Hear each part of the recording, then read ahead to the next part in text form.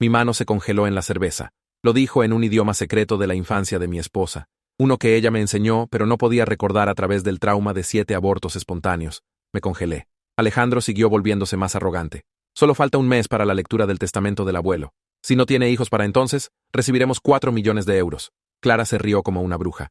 Tu plan para asegurarte de que no quede embarazada fue genial. No quiero solo 600.000 euros miserables. Mi esposa Valeria estaba sentada justo a mi lado, preparándose para tomar lo que pensaba que eran sus vitaminas nocturnas. Inmediatamente me extendí sobre la mesa, tirando todo mientras fingía estar demasiado borracho de los cócteles. Verás, sabía que decirle le rompería el corazón. Después de nuestra quinta pérdida, trató de saltar de nuestro balcón, gritando que su cuerpo era un cementerio, y fue su hermano quien la convenció de no hacerlo. Esa noche, esperé hasta que todos estuvieran dormidos. Mis manos temblaron mientras cambié todas sus píldoras por píldoras de azúcar de la tienda del barco, mi mente corriendo.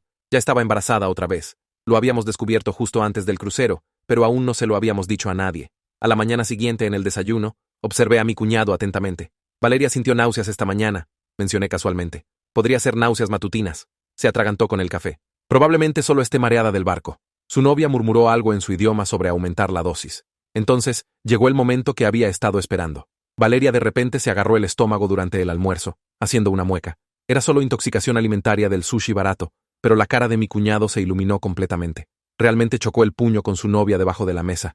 En su idioma, susurró, «Vamos a ser ricos, baby». Clara miró la figura de Valeria alejándose y murmuró en su idioma, «¿Nunca te sientes, no sé, un poco mal?» Alejandro resopló. «¿Por qué? Después de la lectura del testamento, puede tener tantos como quiera. 7 abortos espontáneos, 7 decisiones comerciales necesarias», corrigió, tomando otro sorbo de champán. Al día siguiente, estaba llenando nuestras bebidas cuando lo escuché en una videollamada con su cliente más grande. «¿Sabes qué, Miguel? Que te jodan. Ya no necesito tu dinero de campesino». «¿Día difícil?», pregunté inocentemente, entregándole un cóctel. «El mejor día de mi vida», balbuceó, ya borracho antes del mediodía. «Voy a ser tan rico que podré comprar 10 empresas como ese basurero. ¿No quieres esperar hasta recibir primero el testamento? Sabes, no vendas la piel del oso antes de casarlo». Se rió. «La gente pobre espera, la gente rica planifica. Gran diferencia». Fue entonces cuando su novia le agarró el brazo, susurrando en su idioma, «Si estás tan seguro de que las píldoras funcionaron, ¿por qué esperar? Celebremos ahora».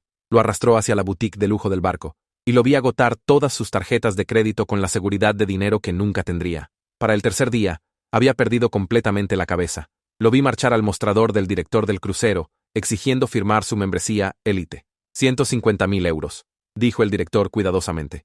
«No hay problema», balbuceó Alejandro, firmando el contrato. Su estupidez me hizo jadear. En el lapso de solo unos días, ya había gastado toda su asignación del testamento en basura inútil.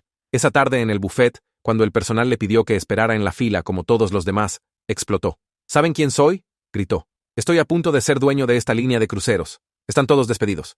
La seguridad tuvo que escoltarlo de vuelta a su cabina, mientras otros pasajeros filmaban. La cena de la última noche fue perfecta. Mi cuñado se puso de pie, tambaleándose en su camisa de diseñador manchada de vino. «Un brindis», gritó, «por nuevos comienzos, por empresas comerciales exitosas». Fue entonces cuando Valeria saltó de su silla, mano en la boca, corriendo hacia el baño. Mi cuñado realmente sonrió con malicia.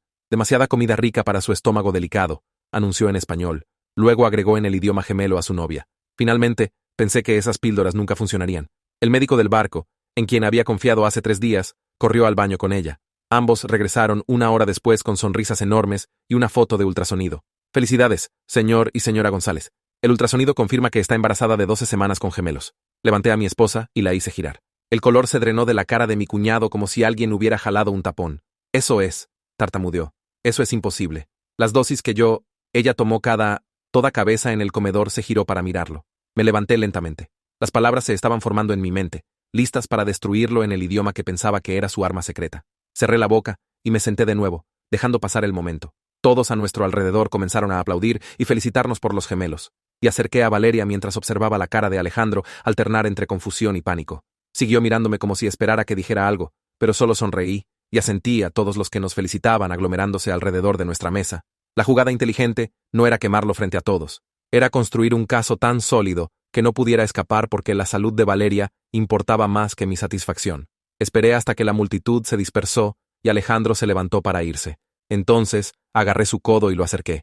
En el idioma secreto, le susurré que su pequeño plan no había funcionado y que sabía todo lo que había hecho.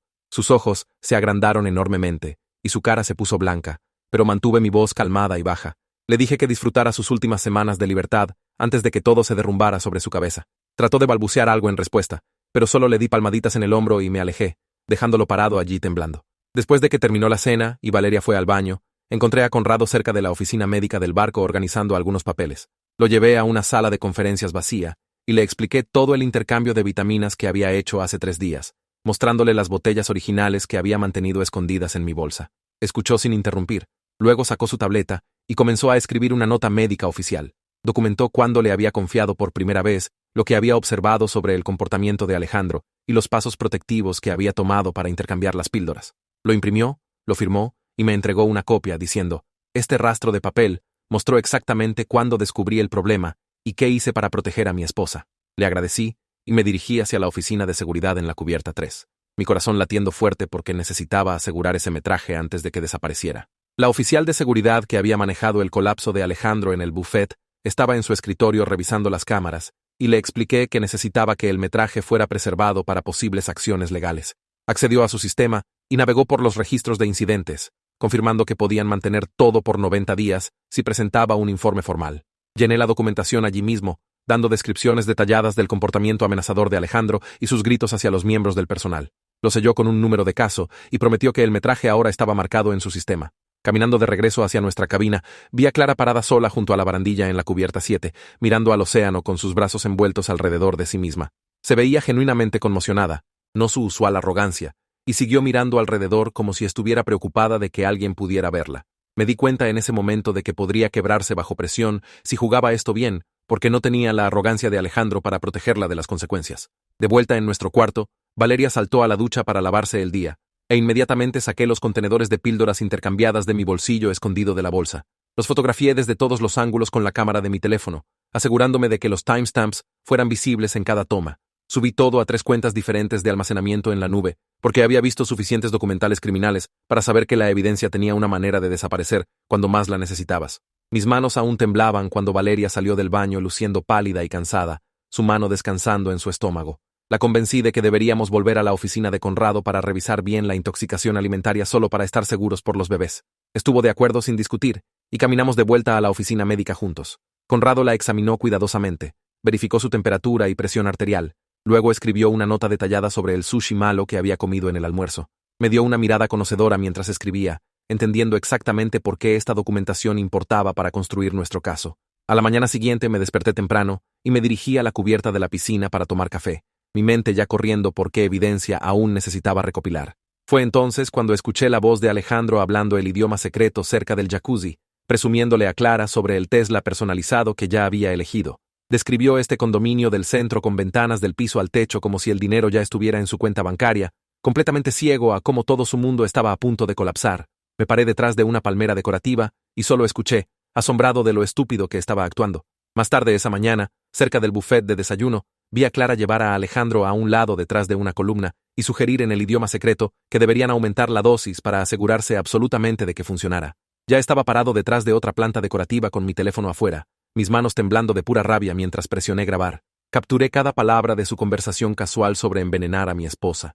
La voz de Clara sugiriendo que duplicaran la cantidad solo para estar seguros. Mi dedo tembló en el botón de parar cuando finalmente se alejaron, y tuve que apoyarme contra la pared por un minuto para calmarme. En el almuerzo, la oficial de seguridad me encontró en nuestra mesa y me entregó un informe de incidente impreso con un número de caso oficial sellado en la parte superior.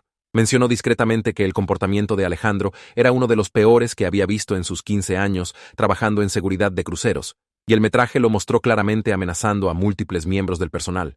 Había marcado todo en el sistema con estatus prioritario, significando que no sería automáticamente eliminado después del periodo estándar de 30 días. Doblé el informe cuidadosamente y lo puse en mi bolsillo, sintiendo el peso de evidencia real acumulándose pieza por pieza. No dije una palabra, solo lo miré fijamente hasta que desvió la mirada. Entonces, guié a Valeria fuera del comedor mientras todos susurraban detrás de nosotros. Esa noche, apenas dormí, permaneciendo despierto, planeando cada detalle de lo que venía después, mientras Valeria dormía pacíficamente a mi lado con su mano descansando en su estómago.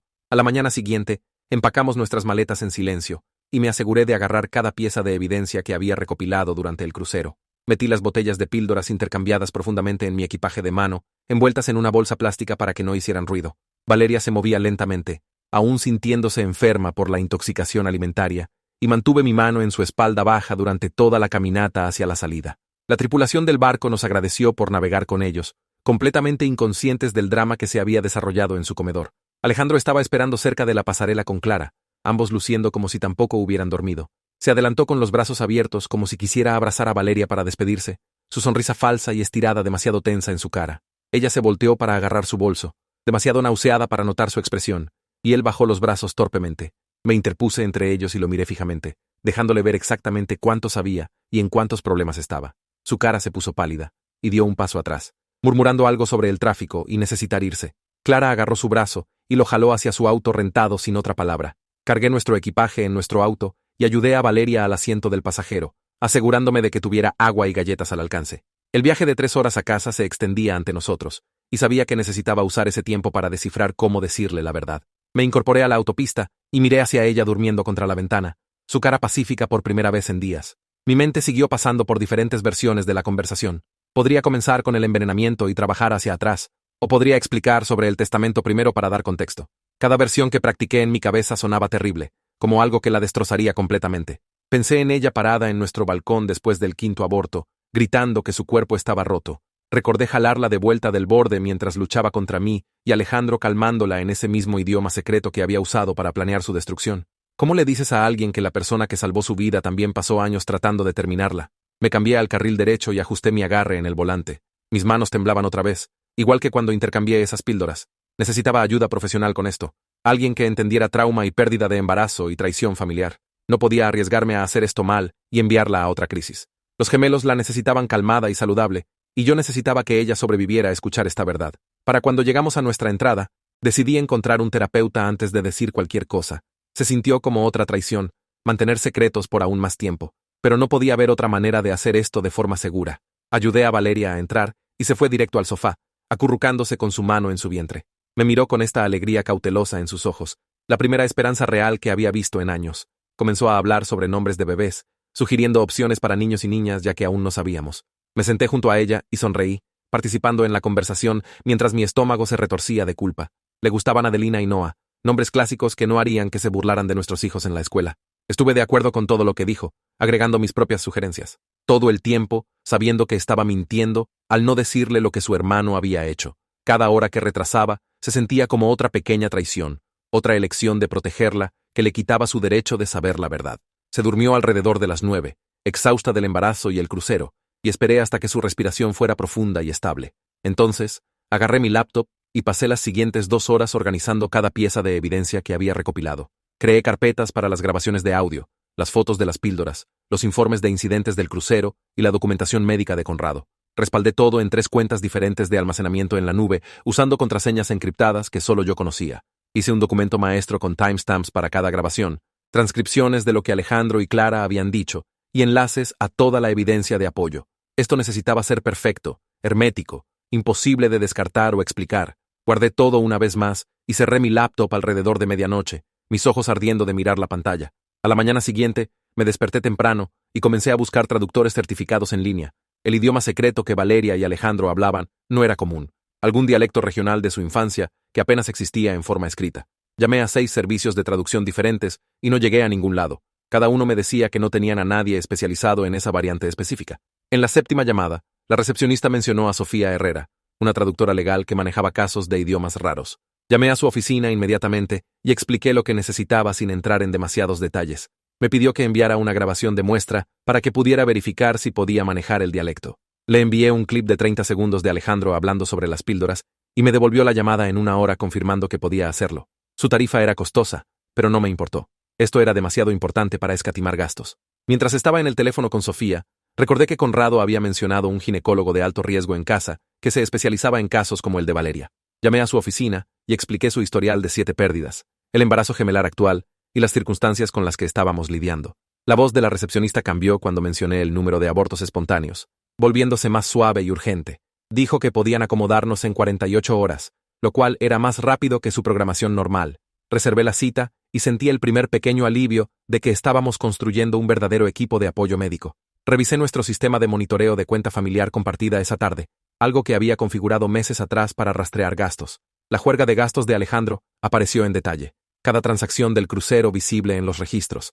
La membresía Pinnacle estaba ahí por 150.000 euros. Luego, ropa de diseñador de la boutique del barco, electrónicos, cuentas de restaurantes que me hicieron lagrimear los ojos. Había gastado más de 60.000 euros en solo unos días, quemando dinero que en realidad aún no tenía. Parte de mí se sintió satisfecha viéndolo cavar su propia tumba, gastando su herencia antes de recibirla. Estaba tan confiado en su plan que ya había comenzado a vivir como millonario. En el tercer día en casa, me senté en mi auto después del trabajo y me di cuenta de que no podía decirle a Valeria sola. El riesgo de que entrara en espiral era demasiado alto, la traición demasiado profunda y personal. Necesitaba un terapeuta presente, alguien que pudiera ayudarla a procesar esto de forma segura sin enviarla a otra crisis. Alguien que entendiera trauma de pérdida de embarazo y dinámicas familiares complicadas. Pasé los siguientes 2 días llamando a todos los terapeutas en nuestra área especializados en trauma reproductivo. La mayoría estaban reservados por meses o no manejaban casos tan complejos. Dejé mensajes, envié correos, expliqué la urgencia sin revelar demasiados detalles. En la sexta llamada, llegué a la oficina de Fátima Herrera y su asistente escuchó mi situación cuidadosamente. Dijo que Fátima se especializaba exactamente en este tipo de caso. Trauma reproductivo combinado con traición familiar. Fátima tenía una apertura la semana siguiente y podía hacer una sesión de admisión de emergencia donde podría revelar todo con apoyo profesional en el cuarto. La reservé inmediatamente, sintiéndome como si finalmente hubiera encontrado a alguien que pudiera ayudarnos a través de esto. Sofía me devolvió la llamada esa noche mientras preparaba la cena. Explicó su proceso en detalle, cómo necesitaría los archivos de audio originales con contexto completo sobre la relación y las circunstancias. Tendría que verificar la autenticidad del dialecto, confirmar las identidades de los hablantes y crear tanto una transcripción preliminar como una versión legal certificada. La versión preliminar tomaría unos 10 días, dijo, con la versión certificada siguiendo unos días después. Le envié todo esa noche usando transferencia de archivos encriptada, cada grabación que había hecho en el crucero con notas detalladas sobre quién estaba hablando y cuándo. Confirmó la recepción y prometió comenzar a trabajar en ello inmediatamente, entendiendo lo sensible al tiempo que era esto para nosotros. 2 días después, nos sentamos en la oficina del ginecólogo de alto riesgo, mientras la doctora accedía al historial médico de Valeria en la pantalla de su computadora. Navegó por los registros lentamente, su cara poniéndose más seria con cada página. 7 pérdidas documentadas durante 4 años, cada una anotada con fechas y circunstancias. La doctora se volteó para enfrentarnos y comenzó a hacer preguntas detalladas sobre cada embarazo, qué tan avanzado había estado Valeria, qué síntomas había experimentado, si había patrones que hubiéramos notado. Observé las manos de Valeria retorcerse juntas en su regazo mientras respondía, su voz volviéndose más silenciosa con cada pérdida que tenía que recontar. La doctora escribía notas constantemente, asintiendo y haciendo pequeños sonidos de reconocimiento. Después de 20 minutos de preguntas, puso su tableta y explicó que el caso de Valeria calificaba como pérdida recurrente de embarazo, lo que significaba que necesitábamos monitoreo agresivo y apoyo.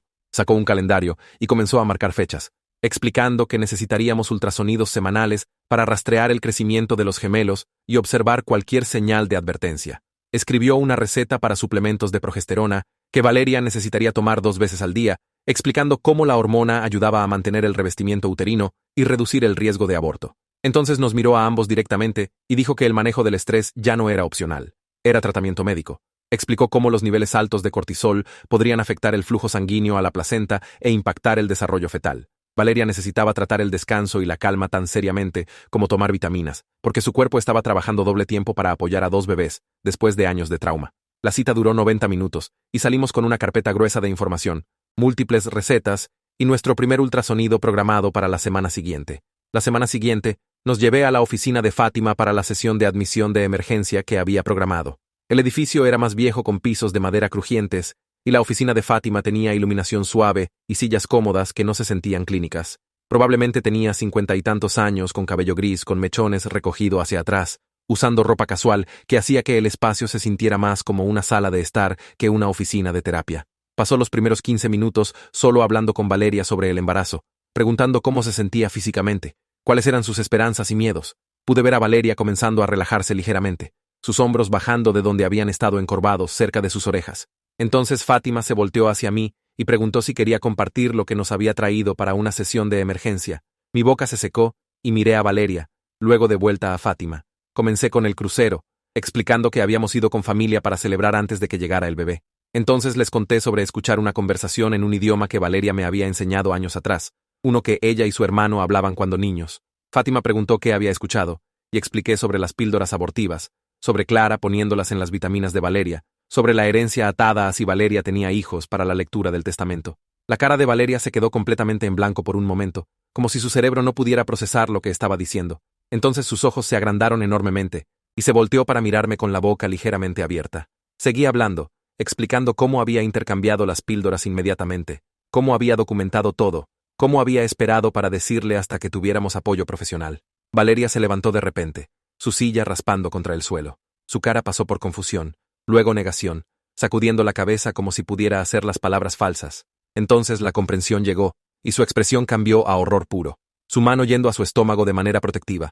Me miró, y su cara se retorció con rabia tan intensa que realmente me recosté en mi silla. Comenzó a gritar que su hermano había matado a sus bebés, todos los 7, por dinero. Su voz se volvió más alta y más fuerte con cada palabra, preguntando cómo alguien podría hacerle eso a su propia hermana. Entonces se volteó hacia mí y gritó que había sabido por más de una semana y no se lo había dicho, que había tomado decisiones sobre su cuerpo y su seguridad sin incluirla.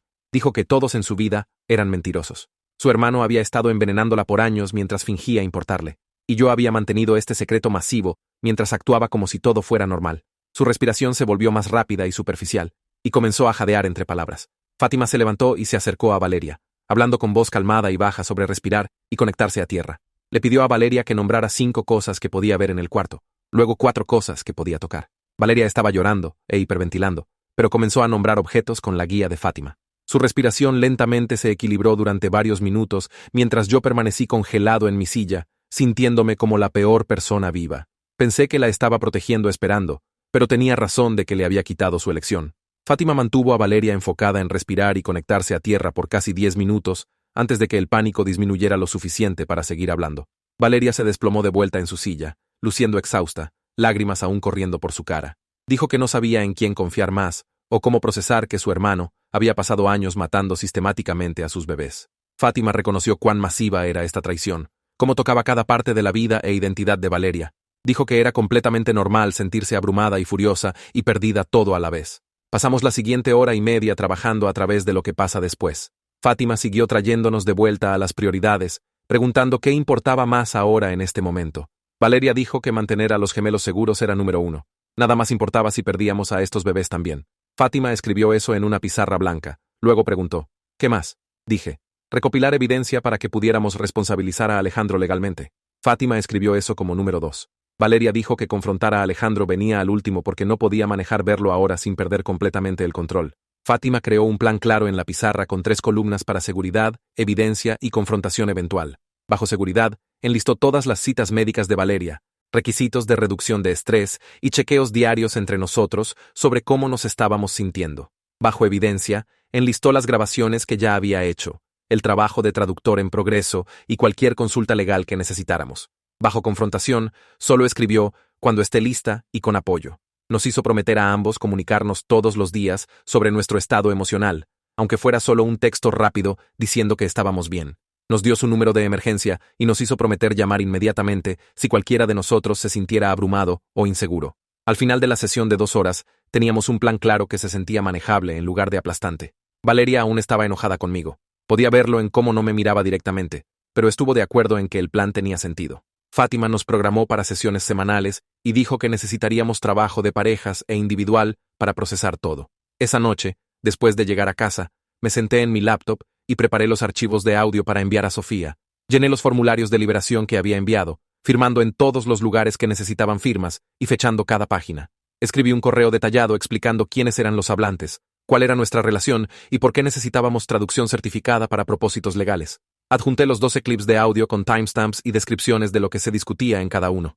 Antes de enviar, encripté todo usando el sistema de transferencia de archivos seguro que Sofía había proporcionado. La subida tomó casi 20 minutos porque los archivos de audio eran de alta calidad. Sofía respondió en 1 hora, confirmando que había recibido todo y que los archivos se habían descargado exitosamente. Explicó en su correo que la certificación legal era más compleja que la traducción estándar porque necesitaba verificar varias cosas. Primero, tenía que confirmar las identidades de los hablantes a través de análisis de voz y cualquier información identificadora en las grabaciones. Segundo, necesitaba autenticar que las grabaciones no habían sido editadas o manipuladas. Tercero, tenía que verificar la autenticidad del dialecto comparándolo con muestras conocidas de la variante del idioma. Toda esta documentación era requerida para hacer la traducción admisible en procedimientos judiciales. Estimó que la transcripción preliminar tomaría unos 10 días en completarse, con la versión certificada siguiendo 3 a 5 días después. La línea de tiempo se sintió larga, pero entendí por qué no podía ser apurada. Nuestra segunda cita con el ginecólogo llegó una semana después, y esta vez, la doctora pasó más tiempo revisando las pérdidas anteriores. Hizo preguntas específicas sobre lo que había pasado con cada embarazo, buscando patrones o señales de advertencia que pudiéramos haber perdido. Cuando mencioné las vitaminas que Valeria había estado tomando, la doctora hizo notas detalladas y preguntó sobre la marca, dosis y por cuánto tiempo las había estado usando. Explicó que el estrés crónico de pérdidas repetidas podría realmente impactar los resultados del embarazo, manteniendo los niveles de cortisol constantemente altos. El cuerpo interpreta el estrés continuo como un ambiente peligroso que puede afectar la producción hormonal y el flujo sanguíneo al útero. Prescribió técnicas de relajación específicas, incluyendo meditación guiada, ejercicios de respiración profunda y relajación muscular progresiva. Nos refirió a una clase de yoga prenatal que se reunía 2 veces por semana y se especializaba en embarazos de alto riesgo. La instructora aparentemente tenía entrenamiento en prácticas informadas sobre trauma, lo cual la doctora dijo que era importante dada la historia de Valeria. Entonces nos miró a ambos seriamente y dijo que Valeria necesitaba evitar trastornos emocionales tanto como fuera humanamente posible. Reconoció que la vida no siempre coopera con consejos médicos, pero necesitábamos tratar la calma emocional como una receta, no una sugerencia. Explicó que los gemelos se estaban desarrollando normalmente hasta ahora, pero los embarazos gemelares conllevaban riesgos más altos, incluso sin la historia complicada de Valeria. Necesitábamos hacer todo lo posible para reducir el estrés y apoyar su cuerpo a través de esto. 2 días después de esa cita, contacté a Luciano Mancilla usando la información que un colega me había dado. Su oficina estaba en el centro, en uno de esos edificios viejos con pisos de mármol y paneles de madera. Llamé y expliqué a su asistente que necesitaba ayuda, entendiendo las condiciones de un testamento y algunas opciones legales sobre herencia y envenenamiento. La asistente hizo algunas preguntas de selección. Luego dijo que Luciano podía vernos la semana siguiente para una consulta inicial. Reservé la cita y pasé los siguientes días organizando toda nuestra documentación. Creé una línea de tiempo de eventos, imprimí registros bancarios mostrando los gastos de Alejandro y compilé los informes de incidentes del crucero. Quería entrar a esa reunión con todo organizado para que pudiéramos usar el tiempo eficientemente. La consulta con Luciano pasó en su sala de conferencias con vista a la ciudad. Probablemente tenía 60 años, con cabello plateado y lentes de lectura que se quitaba y ponía constantemente. Pasamos los primeros 20 minutos solo explicando la situación mientras tomaba notas en un bloc legal. Entonces pidió ver el testamento del abuelo Tadeo, del cual había traído una copia. Lo leyó cuidadosamente, marcando ciertas secciones con notas adhesivas. Después de unos 15 minutos de lectura, levantó la vista y explicó algo que no había entendido antes. El testamento tenía lo que llamó una cláusula de conducta discrecional que le daba al fideicomisario poder para retrasar o negar distribuciones si el comportamiento de un heredero causaba daño a otros miembros de la familia. Dijo que esto era realmente más poderoso que la fecha límite del embarazo, porque se enfocaba en las acciones de Alejandro en lugar del estado de embarazo de Valeria. No teníamos que probar que Alejandro había violado la condición del embarazo envenenándola. Solo necesitábamos mostrar que había actuado con intención maliciosa para dañar a Valeria, y el fideicomisario podía usar su discreción para pausar o negar su herencia basándose en esa conducta. Luciano explicó que las cláusulas discrecionales existían específicamente para situaciones como esta, donde alguien trataba de manipular condiciones de herencia a través de acciones dañinas. El trabajo del fideicomisario era evaluar si distribuir dinero a Alejandro sería apropiado dado su comportamiento hacia otro beneficiario. Esto cambió completamente cómo entendí nuestra posición legal. Esa misma tarde, mi correo sonó con un mensaje de la Oficina de Seguridad de la tripulación. Habían enviado el informe completo de incidente como un adjunto PDF, junto con una hoja de cálculo listando timestamps de metraje disponible. El informe documentó 3 incidentes separados donde Alejandro había amenazado a miembros del personal, usado lenguaje profano hacia otros pasajeros y se había negado a seguir instrucciones de la tripulación. Cada incidente tenía declaraciones detalladas de testigos de personal y pasajeros que habían observado su comportamiento. Los timestamps del metraje cubrían todo desde su explosión en el buffet hasta su confrontación con el director del crucero sobre la membresía. Las notas de la oficial de seguridad describían su comportamiento como agresivo, con derecho y potencialmente peligroso.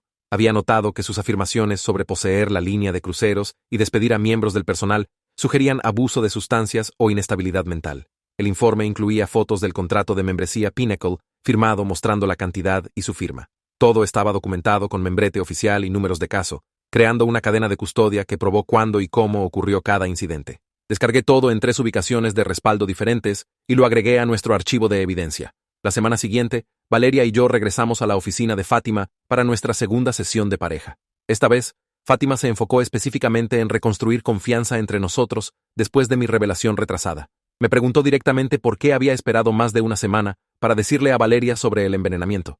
Expliqué que tenía miedo de que entrara en espiral a otra crisis, como después de la quinta pérdida, que quería apoyo profesional en lugar primero. Fátima asintió y preguntó si entendía cómo esa decisión había quitado la agencia de Valeria sobre información sobre su propio cuerpo. Dije, sí, lo entiendo ahora, pero en el momento solo estaba pensando en mantenerla segura. Fátima explicó que mi instinto protector no estaba mal, pero la ejecución sí, porque había tomado una decisión unilateral que nos afectó a ambos. Hizo que Valeria explicara cómo se sintió al saber que había sabido por días mientras actuaba normal. Y Valeria dijo que la hizo cuestionar si podía confiar en mí para ser honesto cuando las cosas estaban difíciles. Pasamos una hora creando acuerdos específicos sobre comunicación hacia adelante. Prometí compartir información que la afectara inmediatamente, aunque tuviera miedo de su reacción. Ella prometió decirme cuando se sintiera abrumada, para que pudiéramos obtener apoyo juntos, en lugar de que yo hiciera suposiciones. Acordamos chequeos diarios donde cada uno compartía una cosa que estábamos sintiendo, aunque fuera incómodo. Fátima dijo que reconstruir confianza después de una ruptura toma acción consistente a través del tiempo, no solo disculpas. Nos dio tarea para practicar los chequeos diarios y notar cuándo nos sentíamos tentados a esconder cosas uno del otro para evitar conflicto. 2 días después de nuestra sesión de terapia, un correo de Sofía llegó a mi bandeja de entrada con un adjunto PDF etiquetado Análisis de transcripción preliminar. Lo abrí en la mesa de la cocina mientras Valeria se duchaba, y mis manos comenzaron a temblar mientras leía la primera página. Sofía había organizado todo por timestamp y tema con notas sobre claridad de audio y verificación de dialecto junto a cada sección. Había encontrado 12 conversaciones separadas donde Alejandro y Clara discutieron el envenenamiento en detalle. La instancia 1 fue del deck de la piscina cuando Clara preguntó sobre aumentar la dosis. La instancia 4 fue Alejandro presumiendo sobre sus 7 intentos exitosos. La instancia 9 fue ellos calculando cómo dividir los 4 millones de euros. Cada conversación fue transcrita palabra por palabra, tanto en el idioma original como en español, con el sello de certificación de Sofía en cada página.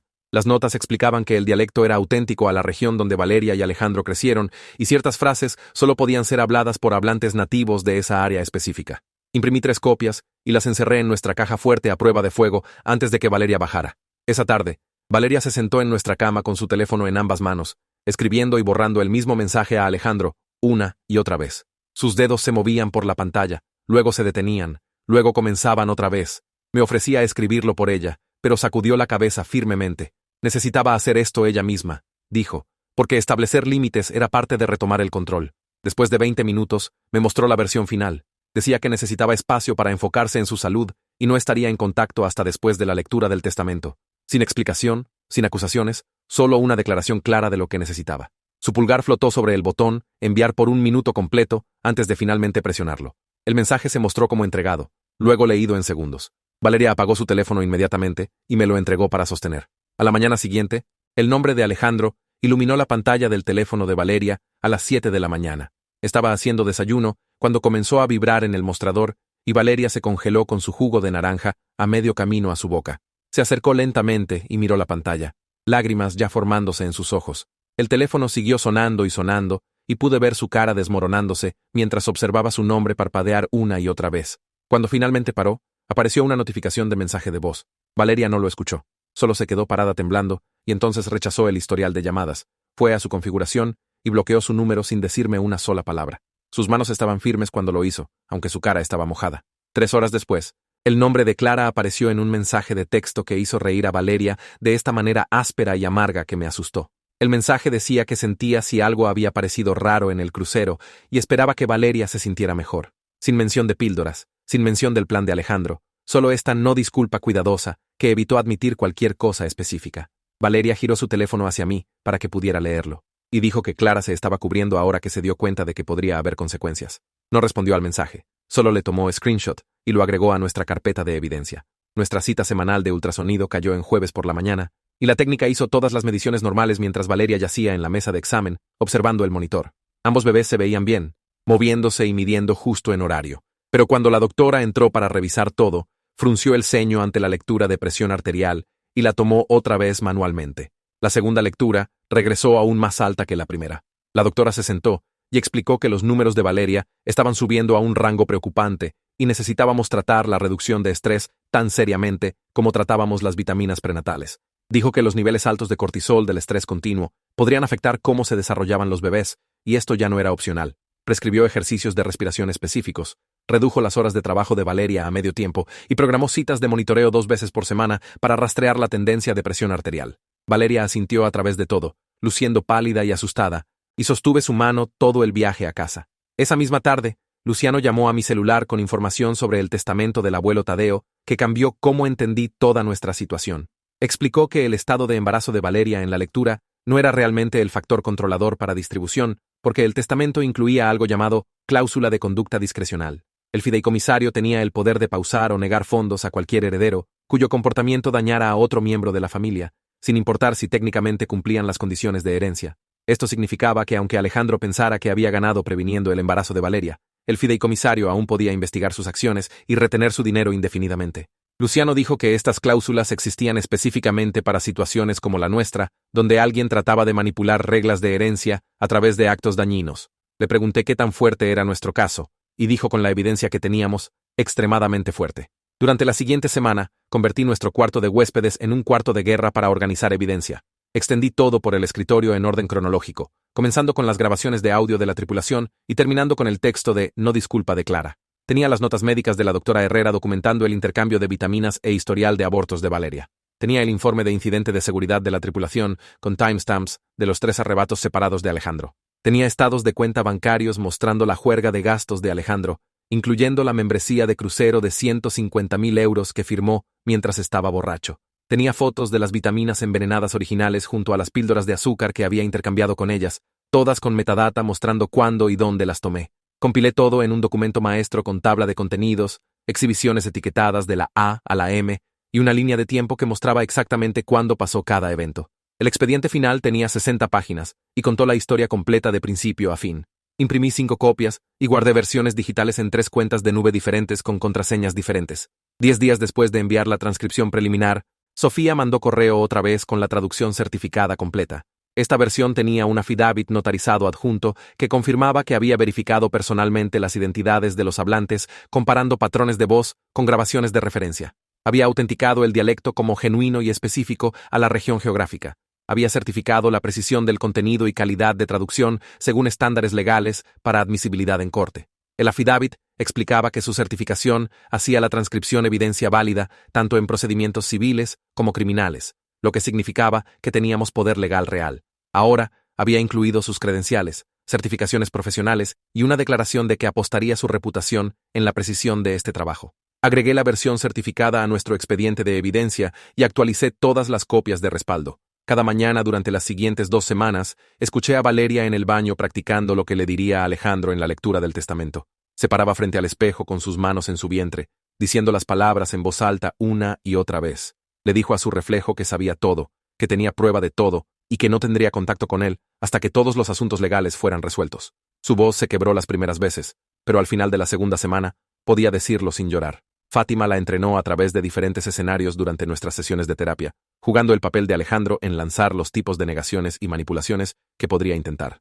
Valeria practicó mantener la calma cuando Fátima fingió llamarla loca, cuando actuó como si la evidencia fuera falsa, cuando jugó la carta de víctima. Al final de cada sesión, Valeria podía entregar su declaración clara y firmemente, sin importar qué reacción le lanzara Fátima.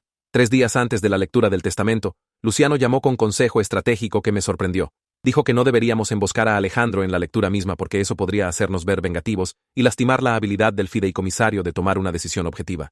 En lugar, sugirió que compartiéramos toda nuestra evidencia privadamente con la oficina del fideicomisario de antemano y dejar que el proceso profesional manejara la confrontación. Explicó que los fideicomisarios lidiaban con conflictos familiares todo el tiempo y sabían cómo manejar estas situaciones sin convertirlas en espectáculos públicos. Si entregábamos la evidencia calladamente, el fideicomisario podía revisar todo, tomar decisiones informadas y controlar cómo la información fue revelada en la lectura. Este enfoque protegió nuestra credibilidad y le dio al fideicomisario el poder de cerrar cualquier intento de Alejandro de manipular la situación. Le pregunté a Valeria qué pensaba, y estuvo de acuerdo en que dejar que los profesionales lo manejaran era más inteligente que tratar de tener nuestro momento dramático. Queríamos justicia y protección, no teatro de venganza. 2 días después de nuestra sesión de estrategia con Luciano, una notificación apareció en mi teléfono mientras hacía desayuno. Clara me había enviado un mensaje directo por Instagram, lo que me sorprendió porque nunca nos habíamos comunicado de esa manera antes. Su mensaje era corto, pero pude sentir el pánico a través de la pantalla. Escribió que necesitaba hablar conmigo privadamente y preguntó si podíamos encontrarnos en algún lugar público. La manera en que formuló todo dejó claro que estaba asustada sobre lo que podría pasarle legalmente. Insinuó que tenía información que compartir, pero quería saber en qué tipo de problemas estaba primero. Le mostré el mensaje a Valeria, y lo miró por un largo tiempo antes de asentir. Ambos sabíamos que Clara estaba tratando de salvarse, pero si tenía evidencia, la necesitábamos. Respondí sugiriendo una cafetería en el centro que siempre estaba ocupada, eligiendo un lugar donde no podría intentar nada estúpido. Estuvo de acuerdo inmediatamente, y lo fijamos para la tarde siguiente a las 2. El resto de ese día se arrastró mientras pensé sobre lo que Clara podría ofrecer y si realmente ayudaría a nuestro caso. Seguí revisando mi teléfono para ver si cancelaría, pero no envió nada más. Al día siguiente, llegué a la cafetería 15 minutos temprano, y elegí una mesa cerca de las ventanas donde otras personas podían vernos claramente. Clara apareció exactamente a tiempo, luciendo terrible, con círculos oscuros bajo los ojos y su cabello recogido en una cola de caballo despeinada. Pidió un latte y se sentó frente a mí, sus manos temblando mientras las envolvía alrededor de la taza. Comenzó a hablar rápido, diciendo que sabía sobre las píldoras, pero Alejandro la había presionado a ayudar. Afirmó que él le había dicho que las vitaminas eran solo para prevenir embarazo, no causar abortos, y que le había creído al principio. No le compré esa excusa ni por un segundo, pero la dejé seguir hablando. Dijo que tenía el veneno restante en casa y screenshots de textos donde discutían conseguirlo.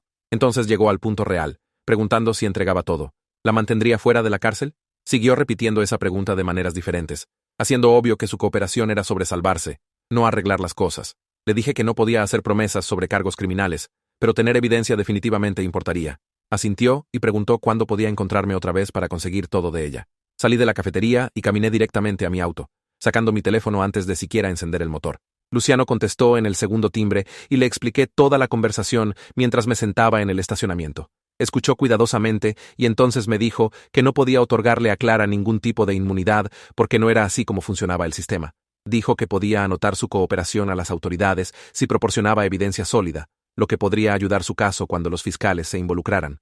Entonces me advirtió que su cooperación probablemente era más sobre autopreservación que remordimiento genuino, pero evidencia útil seguía siendo útil sin importar sus motivos.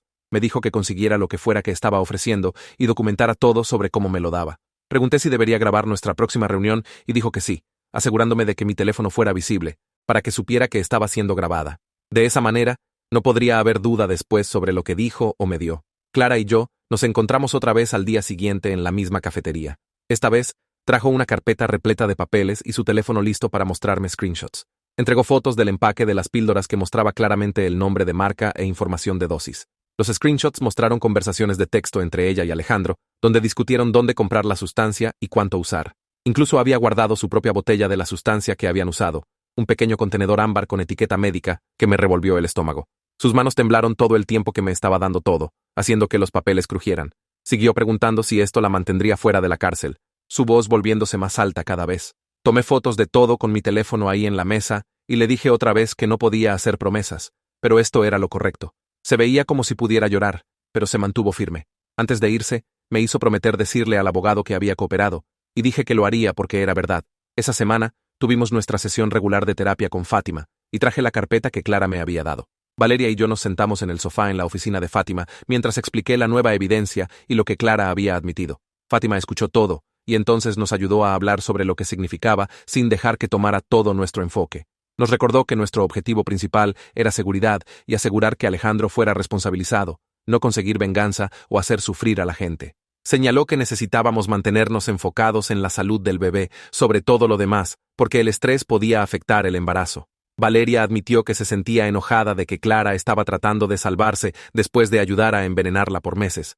Fátima validó esa rabia, pero también ayudó a Valeria a ver que la cooperación de Clara nos daba herramientas para proteger a nuestra familia. Al final de la sesión, ambos nos sentimos más centrados y claros sobre lo que importaba más. 2 días después, tuvimos nuestra cita programada de ultrasonido. La doctora exprimió gel en el vientre de Valeria y movió la vara mientras observamos la pantalla. Ambos bebés aparecieron en el monitor, sus corazones pequeñitos latiendo rápido y fuerte. La doctora los midió cuidadosamente y dijo que estaban creciendo justo en horario para su edad gestacional. Entonces, explicó los riesgos reales que necesitábamos observar con embarazo gemelar. Habló sobre preeclampsia, lo que significaba que la presión arterial de Valeria podría volverse peligrosa. Mencionó que parto prematuro era más común con gemelos y podríamos necesitar planear un nacimiento temprano. Explicó señales que observar como hinchazón súbita o dolores de cabeza severos, pero también dijo que todo se veía bien ahora y estaba optimista sobre el embarazo. Salimos sintiéndonos esperanzados, pero también conscientes de que necesitábamos ser cuidadosos y observar problemas. La semana siguiente, Luciano llamó para decirnos que había programado una reunión privada con Darío de la oficina del fideicomisario. La reunión fue fijada para la semana antes de la lectura del testamento, dándole a Darío tiempo para revisar todo completamente. Luciano explicó que presentar evidencia privadamente era más inteligente que emboscar a Alejandro en la lectura misma. De esta manera, el fideicomisario podía mirar todo cuidadosamente y tomar decisiones informadas sobre quién debería recibir dinero y quién no. Dijo que los fideicomisarios lidiaban con conflictos familiares todo el tiempo y sabían cómo manejar estas situaciones profesionalmente. Si le dábamos la evidencia a Darío con anticipación, podía controlar cómo la información fue compartida en la lectura y cerrar cualquier intento de Alejandro de manipular las cosas. Luciano nos recordó que esto protegió nuestra credibilidad y dejó que los profesionales manejaran la confrontación en lugar de nosotros tratando de crear algún momento dramático. En el día de nuestra reunión con Darío, Luciano nos encontró en la oficina del fideicomisario en el centro. Trajimos el paquete completo de evidencia que habíamos estado construyendo por semanas.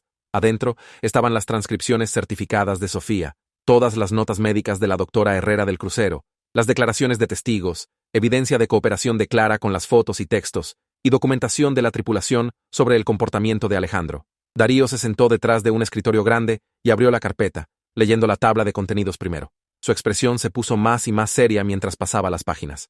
Se detuvo en la sección de transcripciones y leyó algunas de las conversaciones traducidas en voz alta para sí mismo. Entonces nos miró y dijo: «Este fue trabajo completo». Prometió investigar todo completamente antes de que cualquier dinero fuera distribuido a cualquiera. Hizo notas en un blog legal sobre cosas que quería verificar independientemente. La reunión duró casi 2 horas, y al final, Darío parecía convencido de que teníamos un caso real. 3 días antes de la lectura del testamento, un sobre llegó del departamento legal de la línea de cruceros. Adentro había una carta formal en membrete de la compañía describiendo el comportamiento de Alejandro durante el crucero. La carta decía que había sido amenazante y agresivo hacia miembros del personal. Listaba incidentes específicos donde empleados habían presentado quejas formales sobre él. Había detalles sobre su pelea gritando en el buffet y sus demandas de que era dueño de la línea de cruceros. Esta documentación venía de una tercera parte completamente neutral que no tenía razón para mentir o exagerar. Los abogados de la línea de cruceros no tenían interés en nuestro drama familiar, lo que hizo su carta evidencia realmente poderosa. La escaneé inmediatamente y envié copias tanto a Luciano como a Darío, agregándola a nuestro archivo de caso. Esa misma semana, alguien me envió un enlace a una reseña pública publicada en línea sobre el negocio de Alejandro. Su excliente Miguel había escrito una reseña detallada sobre la conducta no profesional de Alejandro y violación de contrato. La reseña explicaba cómo Alejandro lo había maldecido durante una videollamada y se había negado a completar trabajo por el que había sido pagado. Lo que lo hizo aún mejor fue la respuesta de Alejandro en los comentarios. Había escrito un comentario largo y rabioso sobre no necesitar más clientes campesinos y cómo estaba a punto de ser lo suficientemente rico para comprar 10 empresas. Su comentario era público para que cualquiera lo viera, creando un registro digital permanente de su arrogancia y juicio terrible. Tomé screenshot de todo el intercambio y lo agregué a nuestro archivo de evidencia, sabiendo que mostraba exactamente qué tipo de persona era Alejandro realmente.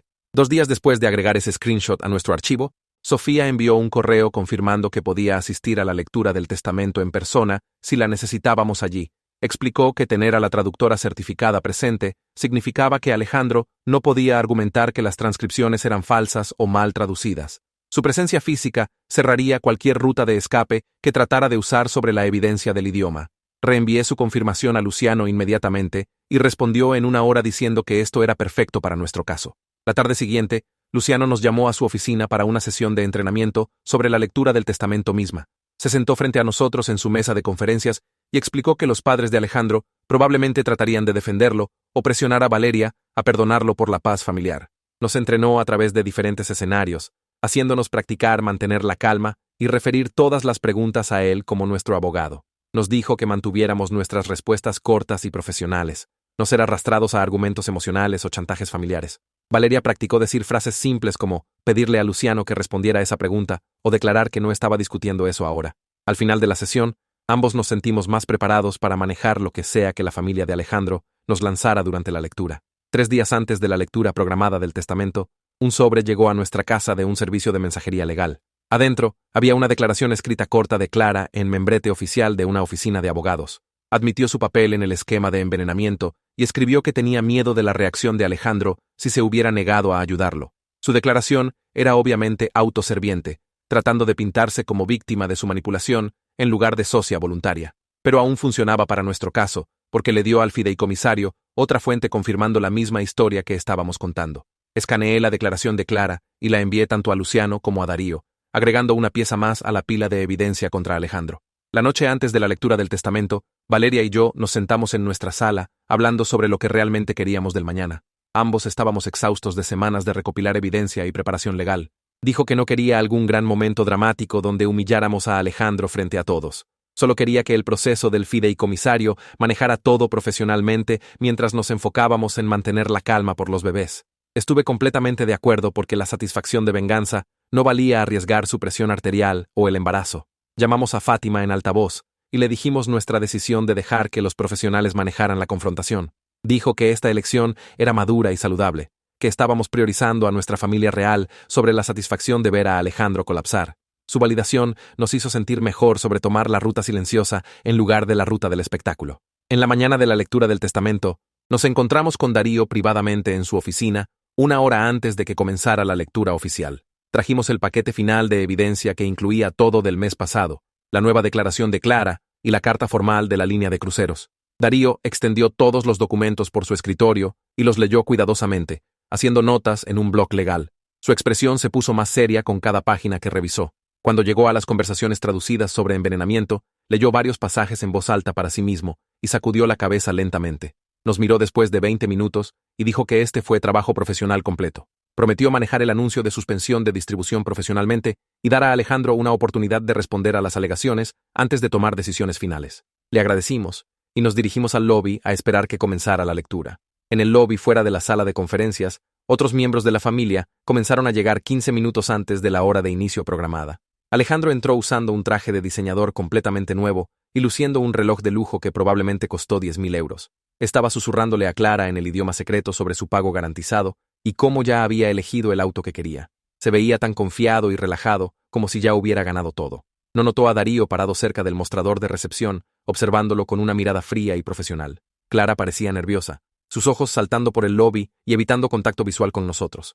Los padres de Alejandro llegaron después y abrazaron a Valeria, preguntando cómo se sentía con el embarazo. Sonrió y dijo que estaba bien, manteniendo sus respuestas cortas como Luciano había entrenado. La lectura comenzó exactamente a tiempo, en una sala de conferencias grande con una mesa larga. Luciano comenzó delineando la estructura básica del testamento y entonces explicó la cláusula discrecional sobre conducta que daña a miembros de la familia. Leyó el lenguaje exacto del testamento sobre cómo el fideicomisario podía retrasar o negar distribuciones si un heredero actuaba mal hacia otros miembros de la familia. Alejandro apenas prestó atención, navegando por su teléfono y sonriendo maliciosamente a algo en su pantalla. Se veía completamente inconsciente de que el fideicomisario ya sabía todo sobre su esquema de envenenamiento. Sus padres escucharon cuidadosamente la explicación de Luciano, pero Alejandro solo parecía aburrido y listo para recibir su dinero. Entonces, Darío se levantó y se aclaró la garganta para obtener la atención de todos. Anunció que la distribución de Alejandro estaba temporalmente suspendida, pendiente de revisión de materiales sometidos sobre su conducta hacia miembros de la familia. Toda la sala se volvió completamente silenciosa. Podías escuchar a la gente respirar y el aire acondicionado zumbando. La cara de Alejandro cambió de confianza aburrida a pánico confuso en unos 2 segundos. Miró alrededor de la mesa, tratando de descifrar qué había salido mal con su plan perfecto. Sus padres intercambiaron miradas preocupadas, y Clara se puso pálida, mirando hacia abajo a sus manos. Alejandro saltó de su silla y exigió saber qué materiales y quién los había sometido. Su voz se volvió fuerte y agresiva, el mismo tono que había usado en el crucero cuando gritó al personal del buffet.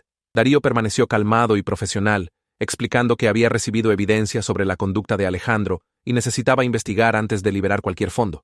Fue entonces cuando Sofía se levantó de su asiento cerca del fondo del cuarto. Se presentó como traductora certificada y explicó que había sido contratada para traducir grabaciones hechas durante un crucero familiar. Abrió una carpeta y comenzó a leer de la transcripción certificada con voz calmada y clara. Leyó las palabras exactas de Alejandro sobre las píldoras abortivas funcionando perfectamente. Leyó su conversación sobre la herencia de 4 millones de euros si Valeria no tenía hijos. Leyó la respuesta de Clara sobre no querer 600.000 euros miserables. Leyó su discusión sobre aumentar la dosis y su celebración sobre ser ricos. Los padres de Alejandro jadearon en voz alta y su madre puso su mano sobre su boca. Clara comenzó a llorar, lágrimas corriendo por su cara mientras escuchaba sus propias palabras leídas de vuelta. La cara de Alejandro fue de rojo enojado a blanco enfermo, mientras su propia voz en traducción lo condenó frente a toda su familia. Trató de interrumpir, pero Sofía siguió leyendo, su voz firme y profesional. Leyó la parte sobre 7 decisiones comerciales necesarias y el comentario de Alejandro sobre Valeria, haciendo bebés después de la lectura del testamento. Para cuando Sofía terminó de leer, el padre de Alejandro lo estaba mirando con horror y disgusto completos. Entonces Valeria se levantó con sus manos temblando pero su voz firme.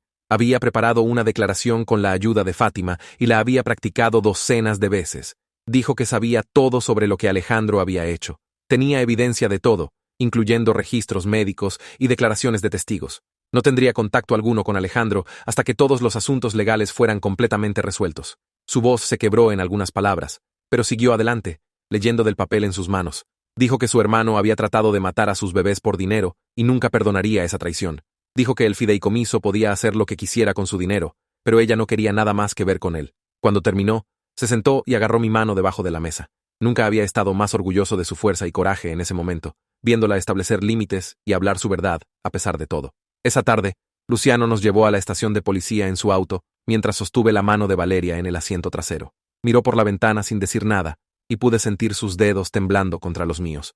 La detective que nos encontró era una mujer en sus 40 con cabello gris corto, que se presentó y nos llevó a un cuarto pequeño de interrogatorios con mesa y sillas. Luciano explicó que estábamos ahí para reportar envenenamiento y conspiración, y la detective sacó un bloc y comenzó a tomar notas.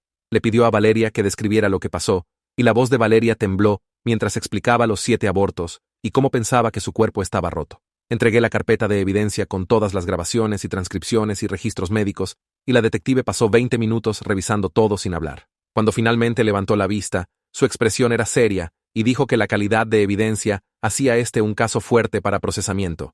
Explicó que necesitarían entrevistar a Clara por separado y recopilar las píldoras restantes como evidencia física, y que la investigación tomaría varias semanas mínimo. Luciano preguntó sobre mantener esto callado para proteger la privacidad de Valeria, y la detective asintió, diciendo que lo manejarían profesionalmente sin involucramiento de medios. Pasamos 2 horas más repasando cada detalle y firmando declaraciones, y para cuando salimos de la estación, estaba oscuro afuera. En 48 horas, Clara llamó directamente a la detective y pidió venir. La detective contactó a Luciano primero para hacérnoslo saber, y explicó que Clara quería crédito de cooperación para reducir sus propios cargos. Clara apareció en la estación con un abogado y entregó las píldoras restantes en su empaque original, más screenshots de mensajes de texto donde ella y Alejandro discutieron comprar el veneno en línea. También entregó notas escritas a mano en la escritura de Alejandro que delineaban todo el plan con fechas y cantidades de dosis. La detective nos llamó esa noche y confirmó que la evidencia de Clara respaldaba todo lo que habíamos dicho y hacía el caso criminal contra Alejandro mucho más fuerte. Dijo que Clara claramente estaba tratando de salvarse, pero la evidencia aún era útil sin importar sus motivos. Luciano explicó que la cooperación de Clara podría ayudarla a evitar tiempo en prisión, pero aún enfrentaría cargos como cómplice. Pregunté si esto significaba que Alejandro definitivamente sería acusado, y la detective dijo que sí. La oficina del fiscal ya estaba revisando el archivo del caso. 3 días después, el abogado de Alejandro llamó a Luciano pidiendo discutir negociaciones de acuerdo. Luciano puso la llamada en altavoz para que pudiéramos escuchar, y el abogado sonaba cansado y estresado mientras explicaba que la evidencia contra Alejandro era demasiado fuerte para pelear en corte. Dijo que un juicio sería devastador para Alejandro y resultaría en condena cierta con posible tiempo en prisión. Luciano escuchó sin decir mucho, y entonces le dijo al abogado que consideraríamos cualquier oferta razonable, pero Alejandro necesitaba aceptar responsabilidad completa y acordar mantenerse alejado de Valeria permanentemente. El abogado dijo que hablaría con su cliente y nos contactaría. Esa misma tarde, Darío llamó de la oficina del fideicomiso y dijo que estaban manteniendo los fondos de Alejandro pausados por ahora, no quitándoselos automáticamente. Pero la pausa continuaría hasta que todos los procedimientos criminales fueran terminados y cualquier arreglo de devolución fuera arreglado. Explicó que esto significaba que Alejandro no vería dinero de herencia por años mínimo y posiblemente nunca dependiendo de cómo fuera el caso. Valeria se sentó junto a mí durante la llamada y apretó mi mano fuerte cuando Darío dijo la palabra años. 2 semanas después de la lectura del testamento, fuimos a nuestra próxima cita con la doctora de bebés de alto riesgo. La enfermera tomó la presión arterial de Valeria 3 veces, porque la primera lectura era demasiado alta y la segunda no era mucho mejor.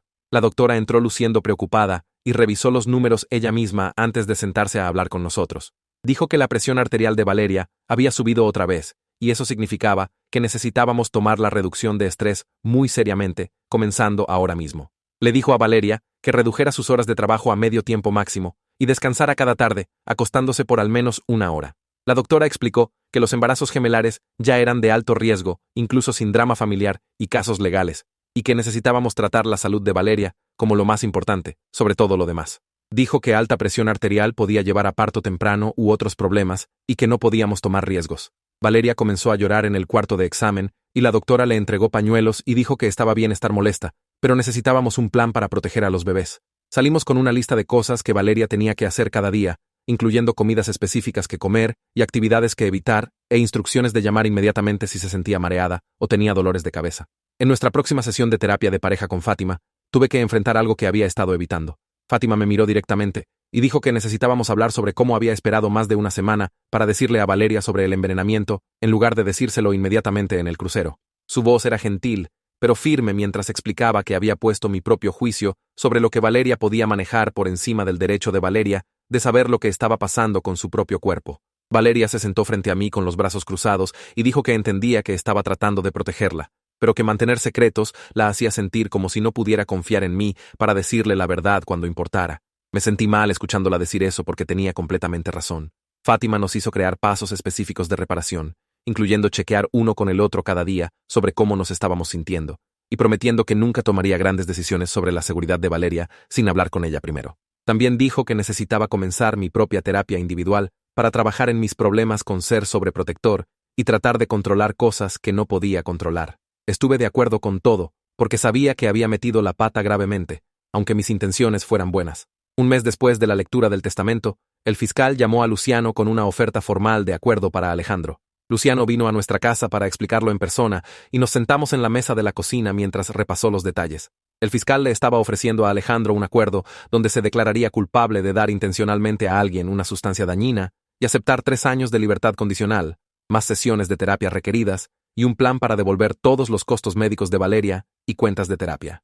Luciano dijo que el abogado de Alejandro lo estaba presionando fuertemente a tomar el acuerdo, porque ir a juicio casi ciertamente resultaría en tiempo en prisión, dado lo fuerte que era la evidencia. El fiscal quería una respuesta en 2 semanas.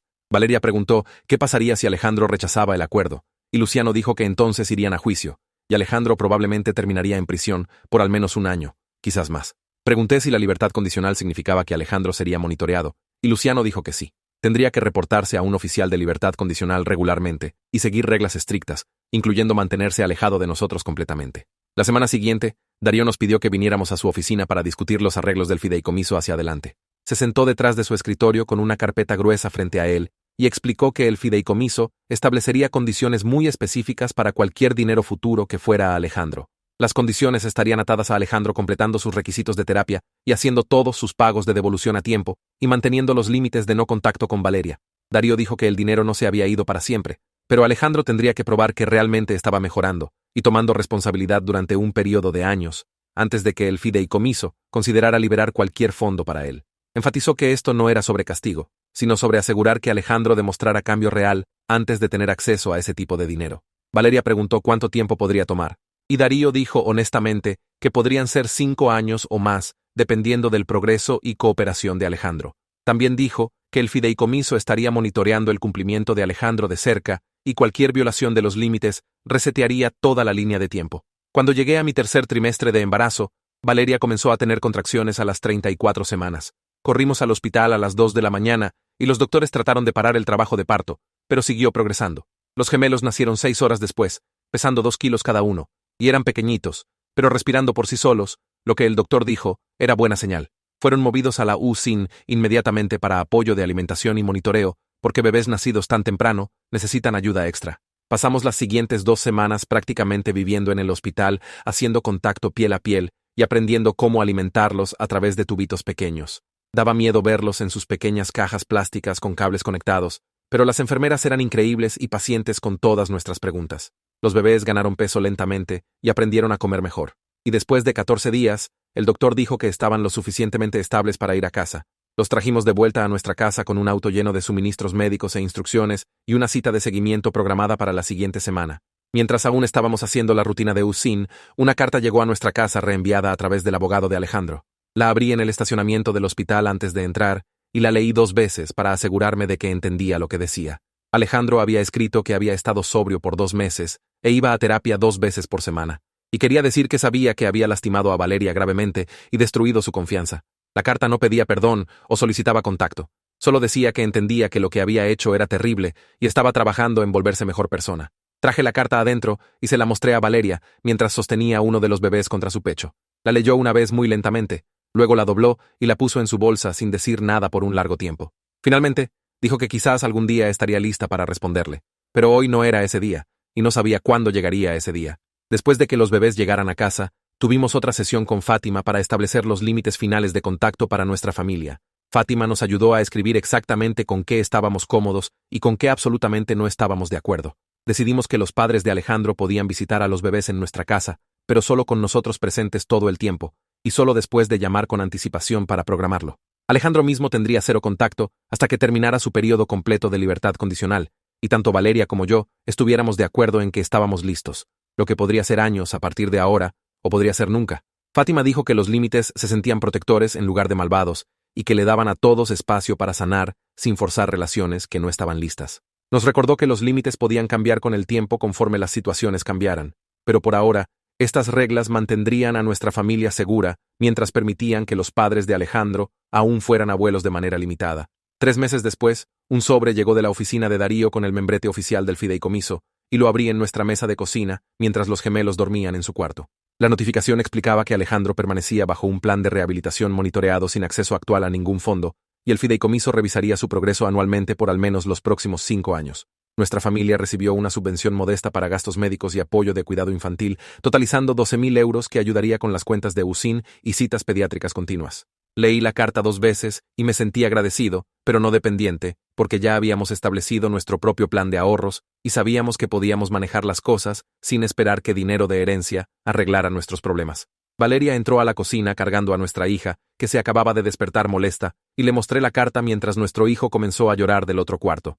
La escaneó rápidamente y asintió antes de entregarme al bebé para que pudiera ir a buscar a nuestro hijo, y realmente no lo discutimos mucho, porque ya habíamos superado necesitar ese dinero para sentirnos seguros. Los gemelos nos mantuvieron ocupados cada día con horarios de alimentación y cambios de pañales y visitas al doctor, y caíamos a la cama exhaustos la mayoría de las noches, sin energía restante, para pensar sobre Alejandro, o el fideicomiso, o cualquier cosa más allá de pasar el siguiente día. Ahora estoy sentado en nuestra sala a medianoche, con ambos gemelos finalmente dormidos en sus cunitas después de 1 hora de mecerlos y hacerles shh, y Valeria está acurrucada junto a mí en el sofá, luciendo completamente agotada pero genuinamente calmada, por primera vez en meses. No obtuvimos algún final perfecto donde todo salió exactamente bien, o donde Alejandro obtuvo exactamente lo que se merecía, o donde todo el trauma de Valeria simplemente desapareció. Lo que obtuvimos en lugar fue límites que realmente funcionan para nuestra familia. 2 bebés saludables que están creciendo a pesar de haber nacido temprano, y el conocimiento de que cuando realmente importó, los protegí de la mejor manera que sabía. La mano de Valeria descansa en mi brazo, y está medio dormida pero sonriendo ligeramente. Y sé que vamos a estar bien, aunque estar bien no significa perfecto o fácil, o completamente sanados de todo lo que pasó.